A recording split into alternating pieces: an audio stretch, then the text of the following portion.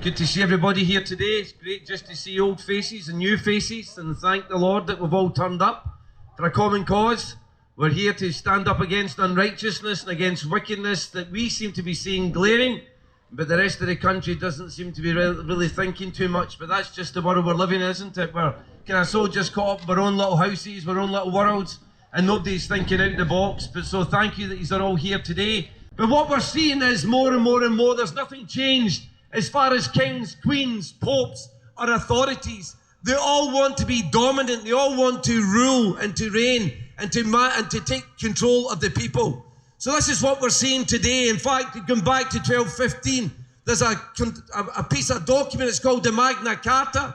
And that was because one of these kings was subjecting all of his citizens and ruling them brutally.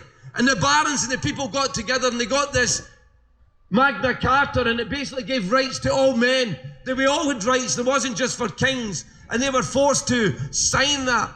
But we're always looking at what we see just now. Everybody's always looking for a crisis so that they can take control again.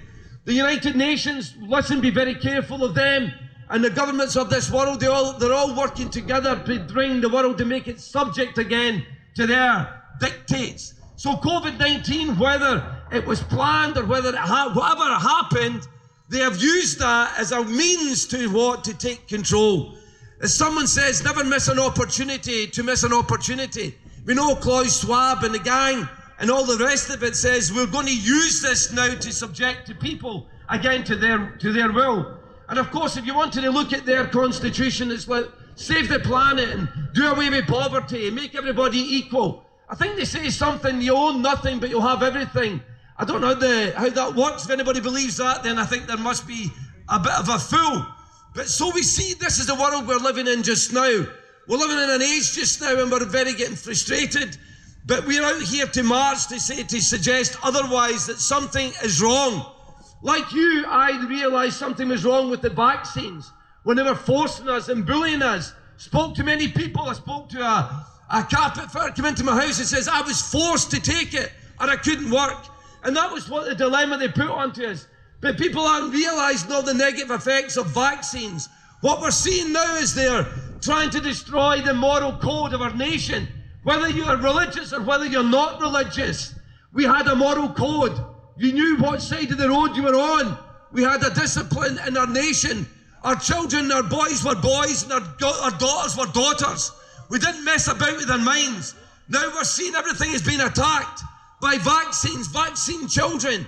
And now we want to teach our children things that should never ever be taught. And we need to rise up as people of the land, and we need to rise up and say enough is enough. I've raised my voice many times in the church, outside the church, reaching out to people. But people just don't seem to want to know, or I think they don't understand what is actually happening. But the Bible is a true book, and the Bible tells us in the latter days there will be a one world government, and there will be a system in place that's going to dominate the landscape. This is why I believe we're in the last days. We're seeing these things coming to pass as we speak. And we have to do everything that we can to defend the rights of the innocent and the poor. I can see we're all, you have to excuse my voice. I was struggling for a couple of days, but I was determined to be here. Hallelujah. There's a group of people that actually have been forgotten. You see, the world is good at demonizing people groups. We were able to demonize the black man and make him subhuman, and we enslaved them for many, many years. Or also we would demonize the Jews, and we had a Holocaust, we made them inhumane. And basically we're seeing that happening just now. But what about the unborn children? I am standing up for the rights of the unborn children. Since 1967, in the land of Scotland, in the land of Britain, there has been 10 million abortions. Unborn children have been put to death, and that's what is happening. But yeah, I don't see many people standing up and fighting for the rights of the unborn. I'm one of the ones that I believe life begins in the womb. And who should say that life has not got a right to be born? When women come to me and say, well, I've got my rights, it's my body, I will say, that's right. It is your body. Tattoo it, paint it, do what you like with it. But you're carrying another body within your body, and that body's got a right to be born. And we have sat back and we've allowed this just to be going on behind closed doors. It's time we stood up and fought for the rights of all things, for our children in all of these areas. I want to encourage all of us today, as we walk, there is power. As we walk, as we show that we are together in this battle, or else they will just take control of us. And even this man here is getting upset. Let us remember our history as Scotland. Scotland's got a great history, way beyond Robert the Bruce, I might add.